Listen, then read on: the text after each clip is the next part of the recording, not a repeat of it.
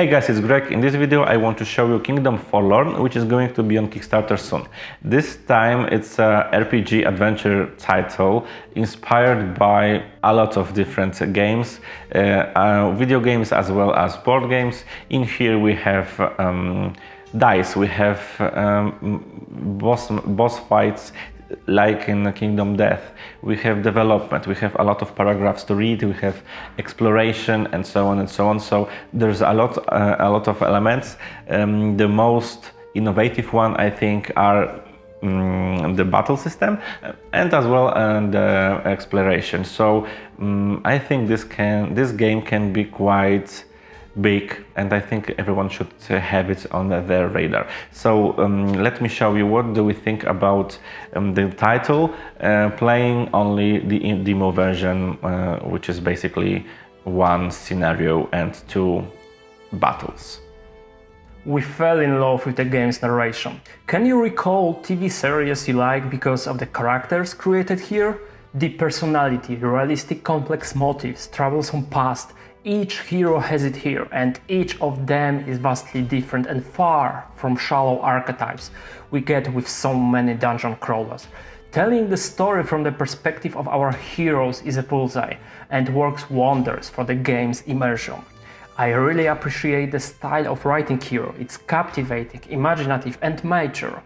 The sample we got in the demo was more than enough to make us hungry for the full story. A breath of fresh air is also the fact how the story of each character interweaves with each other.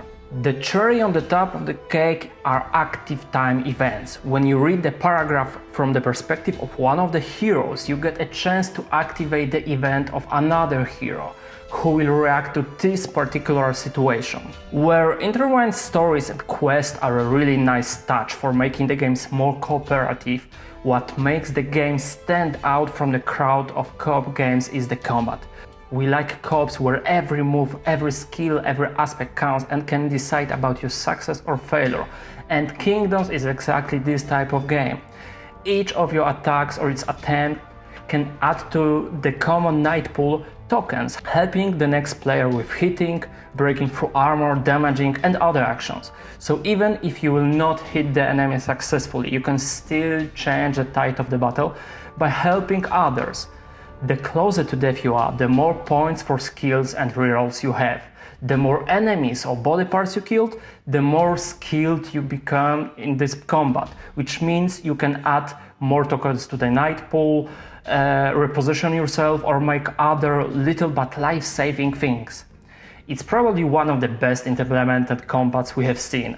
It emulates hits of the battle we know from movies and video games perfectly, together with semi-random behavior of the enemies, providing an awesome AI without overwhelming the players. Enemies can really surprise with their actions, and they become harder to beat and more aggressive with each of them killed. Same happens with bosses. The more body parts you destroy, the more dangerous they become. Combat is very demanding, and we lost our first battle in just 3 rounds. You have to come not only prepared and right equipped, but you need to master unique skills of your heroes and take into account any advantage your gear gives you. And then you need to properly cooperate with other players and push your luck, hoping your strategy will be enough. There are several more mechanics in combat, and each of them fits perfectly into the whole engine.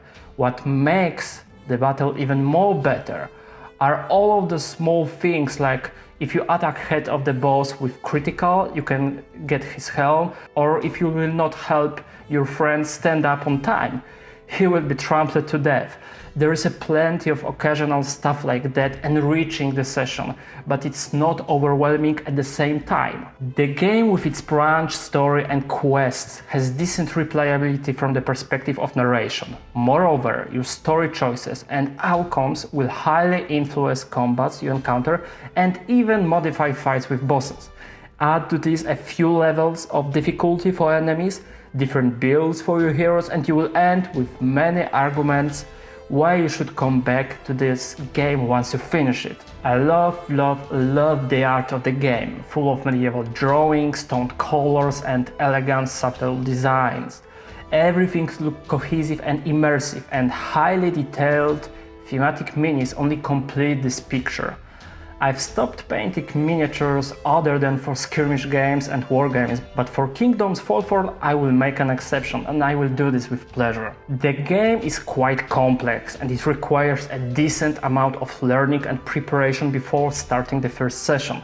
Important keywords, icons, unique AI of enemies, highly asymmetric playstyles of each hero, and more needs to be taken into the account. It's what makes this game so epic and so tactical, so do not be fooled with the dungeon crawler label here.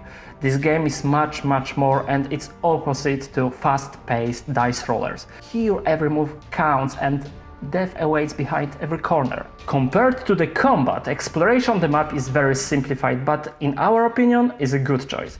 Exploration is the moment where you want to explore the world, experience the story and strengthen your team. Adding another layer of complexity next to the very demanding combat will be simply too overwhelming. Is Kingdoms Forlorn flawless already? We found some things in our prototype we are not biggest fans of, but fortunately all of them could be quickly and easily fixed by the developers. The game's look is very complete and cohesive, including icons imitating engravings.